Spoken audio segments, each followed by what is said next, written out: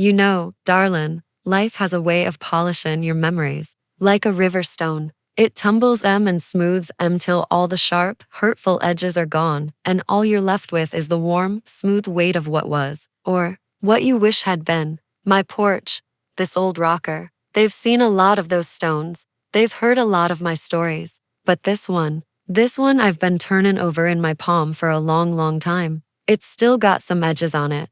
I won't lie to you. It's the story of a wedding, a ring, and the day I learned that a mother's heart can break in ways she never even knew were possible. The camera slowly pans to a small, elegant box on a side table. It's velvet, worn thin in places. Nana's hand, age spotted and gentle, enters the frame and opens it. Inside, nestled on faded white silk, is a magnificent old-fashioned ring. A central diamond catches the light, surrounded by sapphires in a floral pattern. The craftsmanship is exquisite. This was my great-grandmother Adelaide's ring, forged in 1898 for a marriage that would see the turn of a century, a great war, and the birth of 5 children. It saw joy, it saw sorrow. It was on my grandmother, Eleanor's, hand when she waved her boys off to the Second World War, and only one of 'em came back to see it still shinin' on her finger. It was my mother, Rose's, most cherished possession. Not for its value, mind you, though it's plenty valuable, but for its story. It's a vessel, you see. It holds the whispers of all the women who wore it before me. Their hopes, their fears, their enduring love. Mama gave it to me on the eve of my own wedding. I was just 18, my heart so full of Henry McCullough I thought it might just burst right out of my chest. Evelyn, she said, her voice soft as thistledown, this ring has seen our family through thin and thinner. It's a promise. A promise that love is a choice you make every single day, long after the flutterin' feelings have settled down. You choose to see the good. You choose to hold on. You choose to forgive. Oh, I can still smell her lavender perfume, feel the cool metal of the ring as she slipped it into my hand. I promised her I'd honor it. I promised I'd pass it down when the time was right. That was 1959. And Henry, my Henry, Lord, that man could charm the birds right out of the trees. He wasn't rich, didn't have a fancy family name. What he had was a heart as wide as the Mississippi and a work ethic that wouldn't quit. He courted me with picnics by the creek, with drive-in movies where we'd share a root beer float, and with letters. So many letters when he was stationed overseas for a spell. He wrote me once, Evelyn, you are the only home I've ever really wanted to come back to. The day he proposed, he didn't have a ring. He was on one knee right there in my daddy's barn, the smell of hay and horses all around us. I can't give you a diamond yet, Evie, he said, his voice all shaky and earnest. But I can give you every sunrise for the rest of my life. I can give you my heart, my hands, and my promise to build a life with you. I said yes before he even finished. The ring came later from Mama, but the promise was all Henry's. We built that life, brick by brick, smile by smile. It wasn't always easy. Money was tight some months, tighter than a new pair of shoes. But we had each other. And then, we had Clara Marie McCullough. She came into this world with a set of lungs on her that could wake the dead, and she captured her daddy's heart from that very first scream. Henry, he just melted. This big, strong man who could lift a tractor engine. He'd turned a putty in the hands of his little girl. He'd walk the floor with her for hours, singing old Hank Williams songs off key, till she finally fell asleep on his shoulder. She was a bright little thing, my Clara, fiery, had a spirit on her that was all her own. Maybe we indulged her a little. Maybe I saw so much of Henry's wild, free spirit in her that I was afraid to tame it. She wanted for nothin', that's for sure. Not materially, and certainly not in love. Her daddy was wrapped so tight around, but then the teenage years came, and that fiery spirit turned into a raging inferno. Everything was a battle. Her clothes, her curfew, her friends. She and Henry would go at it like two tomcats in a sack. He wanted to protect her from the world. She was determined to conquer it all on her own. I was often the peacemaker, the translator between two stubborn souls who loved each other too fiercely to listen. The worst fight was when she was 17. She wanted to go to some concert in Atlanta, stay the night with friends we didn't know. Henry put his foot down, said it wasn't safe. She screamed that he was smothering her, that he was a backwards, small-minded man. I saw the hurt in his eyes, a hurt so deep it near about stole my breath. He just turned and walked out to his workshop. He didn't come back until long after midnight. That was the first crack, a tiny hairline fracture in the foundation of our little family. We patched it over, of course. Time passed. Clara graduated, moved to Nashville for college. The house got quiet, too quiet.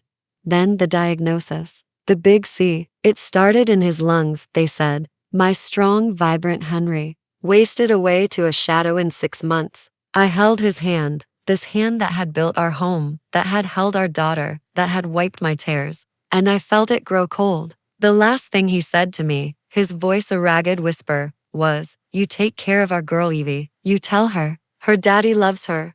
He was 58 years old. The light went out of the world that day. Clara, she took it so hard. But her grief didn't come out as tears, not in front of me. It came out as distance, as silence. She blamed him, I think, on some deep, childish level, for leaving her. She came home for the funeral, but she was a ghost in my house. She left the next day, and the phone calls got fewer and farther between. I was adrift, darlin', just going through the motions, watering the plants, paying the bills. The silence in that house was a living thing. And then, about 2 years after we lost Henry, the phone rang. It was Clara, the joy in her voice. It was like hearing a song I thought I'd forgotten. I cried. I truly did. My girl, my Clara, had found her happiness. Oh, baby, that's wonderful. I said, tell me everything. She told me about David Whitaker. He was in finance, she said. Very stable,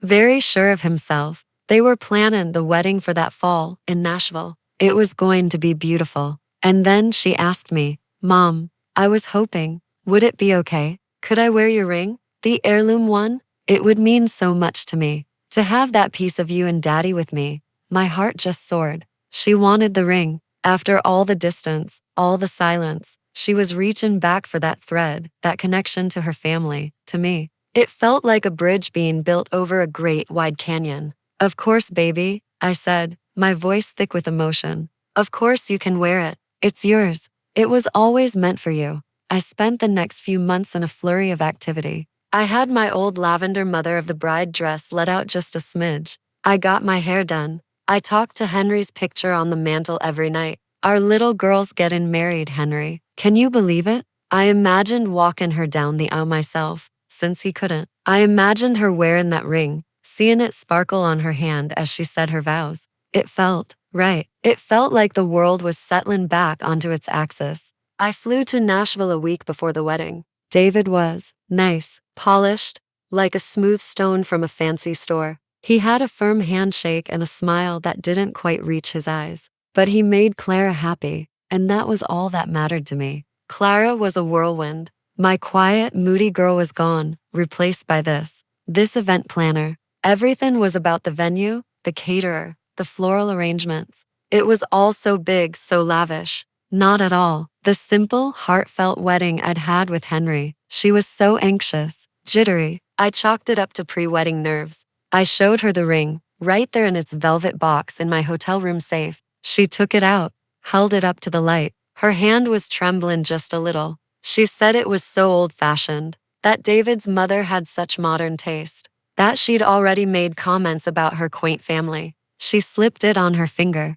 It was a little tight. She wiggled it, her brow furrowed. It's so much pressure. This whole day, everyone's watching. It has to be perfect. I have to be perfect. I took her hand, the one wearing my mother's ring. Oh, honey, I said. The only thing that has to be perfect is the love between you and David. All the rest is just window dressing. She looked at me, and for a second, I saw my little girl again, scared and unsure. Then she slipped the ring off and handed it back to me, her face closing up like a shutter. Just keep it safe, Mom. I'll wear it for the ceremony. It'll be fine. That night, I couldn't sleep. I held the ring in my hand, feeling the weight of it. The weight of all those women, all that love, all that promise. I thought of Mama's words. You choose to see the good. You choose to hold on. I had a feeling, a cold little trickle down my spine, that Clara was struggling to see the good. That all this perfection she was chasing was just a wall she was building to keep something out. Maybe to keep me out. I prayed for her. I prayed for the next day. I asked Henry to watch over us all. And finally, I fell into a fitful sleep, the ring safe in its box on the nightstand, just waiting for the sun to rise on my daughter's wedding day. I should have listened to that cold trickle. I should have held that ring a little tighter. Because the storm was coming. Wedding days have a certain kind of light, don't they? It's a light full of promise, all soft and gold dusted. That's how the morning of Clara's wedding felt. I woke up early, the excitement finally chasing away the last of my worries. Today was the day.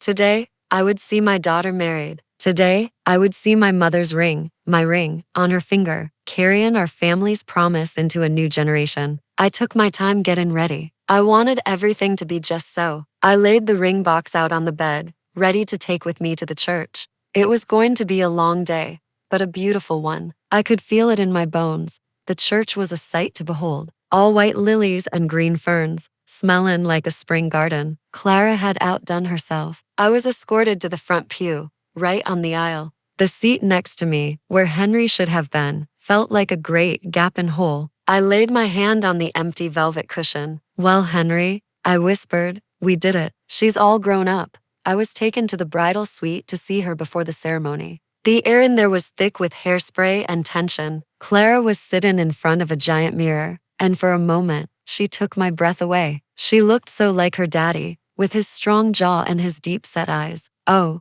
Clara, you are just radiant, I said, my voice full of emotion. Her voice was tight, and she wouldn't look at me. Do you think so? My skin feels blotchy. I think I'm getting a zit. And this veil, it's pulling on my hair. It's all wrong. I went to her, put my hands on her shoulders. I could feel the tension coiled in her like a spring. Honey, I said softly, you are the most beautiful bride I have ever seen. Now, take a deep breath. This is your day. I opened my purse and took out the velvet box. I presented it to her. I brought it. It's all ready for you. She looked at the box. A strange expression flitted across her face, not joy, but something closer to dread. She didn't take it. Can you just hold on to it for now, Mom? Until right before I walk down the aisle, my hands they're shaking. I don't want to drop it. My heart gave a little squeeze. Of course, baby, I said, closing the box and putting it back in my purse. I'll have it right here for you.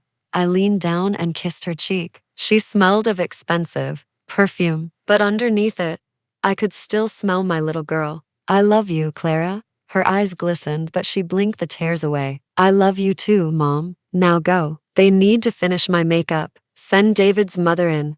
Will you? She wants to see the final look. I was gently ushered out. I stood for a moment outside the door, my hand on my purse, feeling the weight of the ring box inside. I went back to my pew. The church was filling up. David's family was there, all sharp suits and designer dresses. They nodded at me, polite but distant. I felt a pang, a feeling of not quite belonging, but I pushed it down. This was Clara's day. I focused on the altar, on the preacher standing there, on the beautiful floral arches. I checked my purse again. The box was there, safe. And then, it was time. The doors at the back of the church swung open, and there she was, my Clara, in her wedding gown. She was a vision, I tell you, a true vision. The music swelled. She began her walk down the aisle on the arm of David's older brother, since her own daddy wasn't there to do it. Everyone was oohin and ahin. She was almost to me. As she passed my pew, she glanced down at me. It was time. I fumbled with the clasp of my purse, my fingers suddenly clumsy. I opened it, my heart full to bursting, ready to hand her the symbol of our family's enduring love. But it wasn't there. I moved my hand around the bottom of my purse. Nothing, just the smooth silk lining, the box, the ring. It was gone. A cold dread, colder than any I'd ever felt, washed over me. This couldn't be happening. I'd just had it. I'd checked it moments before. My eyes snapped up to the altar, and I saw it. There it was, on her finger, gleaming. She had taken it. She had gone into my purse and taken it without a word. She hadn't wanted me to hold it out of nervousness. She hadn't wanted to have to ask me for it at the last second. She had stolen it from her own mother. On her wedding day. It was like a physical blow. I actually stumbled back a step, grabbing the pew in front of me to keep my feet. The betrayal was so complete, so vicious. It stole the air from my lungs. All those stories, all that love, all that promise, reduced to this, a secret, sneaky theft. Because she was too superstitious to ask for it properly? Too afraid I'd say no? Or was it something darker? A need to just take what she wanted without the burden of gratitude? I don't know how long I stood there. The whole world had narrowed to that sparkling bit of metal on my daughter's finger. I saw my mother's face. I saw Henry's, so disappointed. The whispers of the women in that ring weren't of love anymore. They were cries of outrage. The ceremony went on. Vows were exchanged, but they were built on a lie, a theft. The preacher spoke the famous line, "If anyone here present can show just cause why these two may not be lawfully joined together, let them speak now or forever hold their peace." A beat of silence. And then, a sound, a small, broken sound that grew into a word. I can't. I didn't mean to speak. The words just fell out of me, cracked and raw. It was like my soul was Protestant on its own. The preacher stared. David stared. Clara's head whips around, her eyes wide with shock and fury. "Mother, what are you doing?" Her voice was a hissing whisper. My voice gained strength, laced with pain. "The ring, Clara. My ring. How did it get on your finger?" A collective gasp from the congregation. Murmurs ripple through the church. Her face was flushed with humiliation. "This is not the time. You're embarrassing me. You took it from my purse, without a skin. You stole it from me." The word hung in the air, ugly and final. Stole. David looked from Clara to me, his expression a mask of confusion and anger. "Clara? What is she talking about?" Clara had tears of rage now. "She gave me the ring. She's confused. She's old and she's jealous and she's trying to ruin my day." Jealous.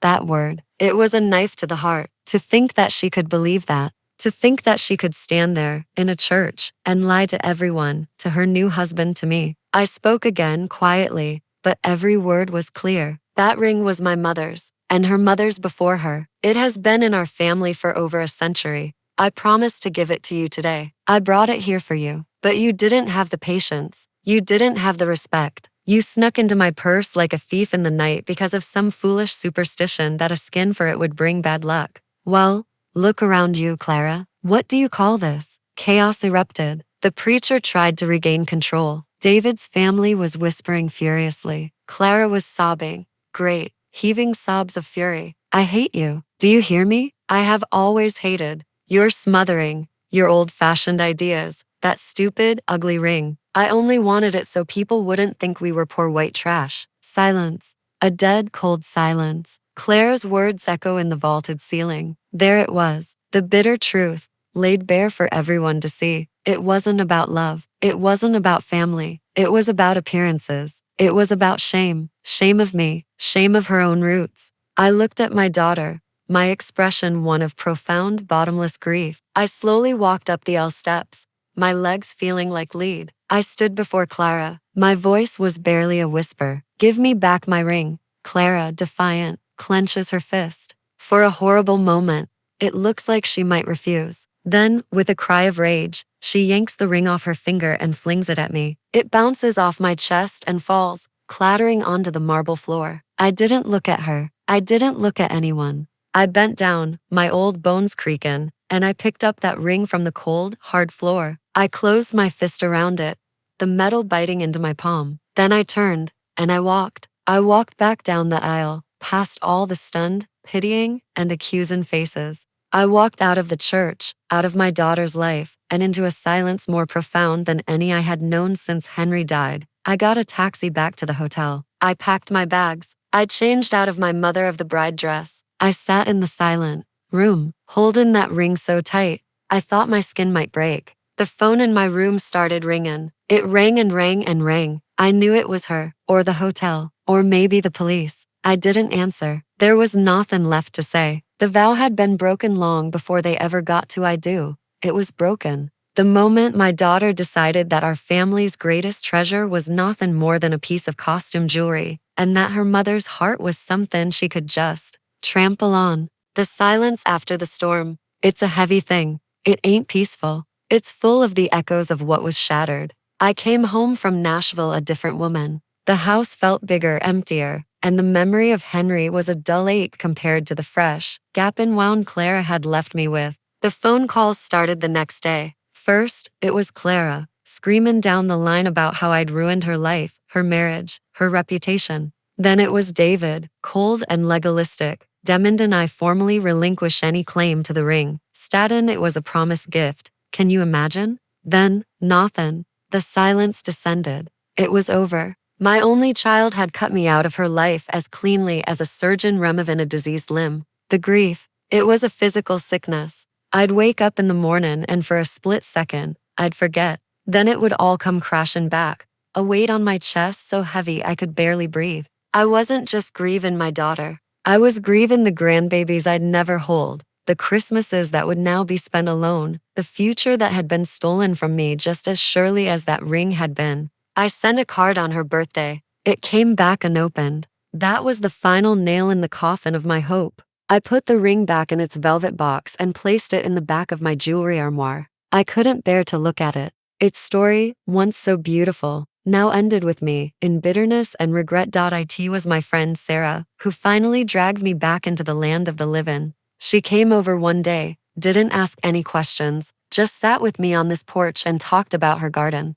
She kept coming. She brought me casseroles I didn't eat, and gossip I didn't care about, but her presence. It was a lifeline. Slowly, very slowly, I started to heal. The sharp, jagged pain of betrayal softened into a dull, permanent ache. I learned to live with the ghost of my daughter. Life, stubborn thing that it is, goes on. The sun kept rising. The seasons kept turning. I found a measure of peace. I had my friends, my garden, my memories of Henry. The story of the ring became a cautionary tale I told myself, a reminder that even the deepest love can be broken by pride and fear. Then, one bright summer day, the mailman brought a pile of mail. On top was a small, square envelope.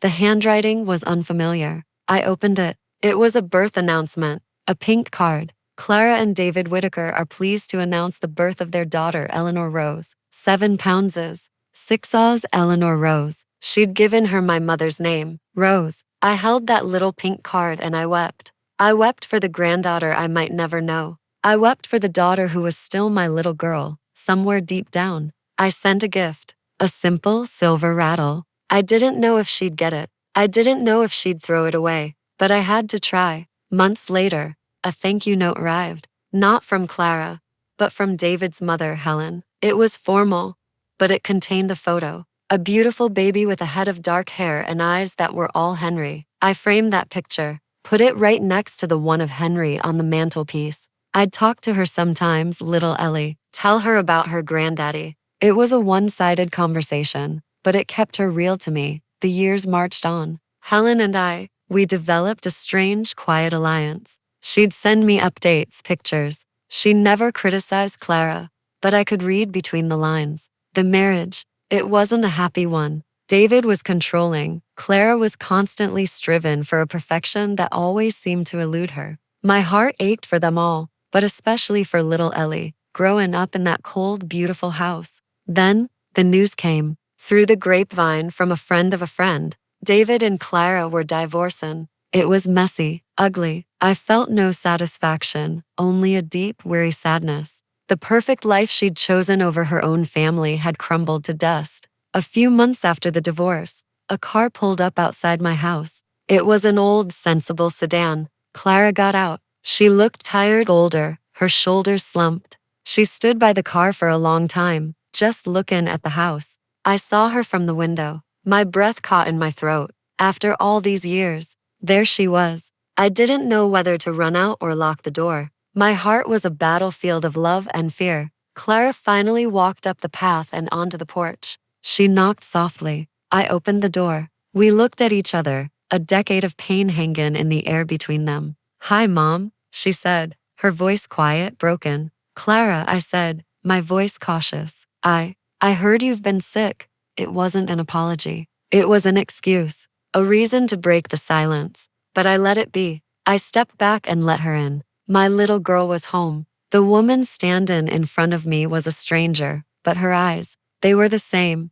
The reconciliation was slow, awkward. Visits were infrequent. Conversations were stilted, avoiding the past. But Ellie was the bridge. Clara brought Ellie for a visit. Ellie, now 10, was shy, clinging to her mother's leg. She had Henry's eyes and a quiet, observant nature. And then there was Ellie, my Eleanor Rose, The first time I held her hand, it was like a piece of my soul clicking back into place. She was timid at first, this city mouse in her grandmother's old country house. But the porch, this very rocker, it worked its magic on her, just like it had on me when I was a girl. We didn't talk about the wedding. We didn't talk about the ring. We built a new story, just her and me. She'd ask about her granddaddy Henry, and I'd tell her stories till her eyes shined. She was the redemption I never thought I'd find. The love I poured into her didn't fill the hole her mother had left, but it grew. A beautiful new garden right next to it. Ellie is now 16. She was sitting with me on the porch. The heirloom ring was on my finger, as it often is now. Ellie was staring at it, fascinated. Nana, it's the most beautiful ring I've ever seen. It's like, it has a secret. My breath hitched. I hadn't told her the story. Clara had forbidden it. But looking at Ellie, with her wise eyes and her kind heart, I knew she deserved the truth. Not the bitter, angry truth, but the whole, complicated story. It does have a secret, darling. Several, in fact. It's a story of love and of loss and of a very bad day at a wedding. I told her everything, and she listened, this child of my heart, with a depth of understanding that belied her years. She didn't interrupt. She just held my hand, her touch gentle and sure. When I finished, there were tears in her eyes, but they weren't tears of anger. They were tears of compassion. Mom, she's so scared, Nana, all the time. She's always been so scared of not being enough. I think she was just trying to hold on to something she thought would make her feel safe. She was wrong, so wrong, but I think she knows that now. A few weeks later, Ellie was visiting alone. She found me on the porch. Nana, I'm going to the spring formal at school. It's a big deal, and I was wondering, could I borrow the ring? The world stopped. The old fear, the old pain, rose up in my throat like bile. I looked at Ellie, at her open, hopeful face. This wasn't a superstition. This wasn't about shame. This was a granddaughter, asking her Nana to be a part of a happy night in her life. I slowly, deliberately, took the ring off my own finger. I held it out to Ellie. My voice was thick with emotion. It's not borrowing, my darling girl. It's yours. It was always meant for you. Ellie's eyes widened. She took the ring, her hand trembling just a little. She looked at it, then at me, and she understood the weight of the gift. It's not just a ring. It's an inheritance. It's forgiveness. It's love. I'll honor it, Nana. I promise. I'll remember all the stories. And I knew, with a certainty as deep as my bones, that she would.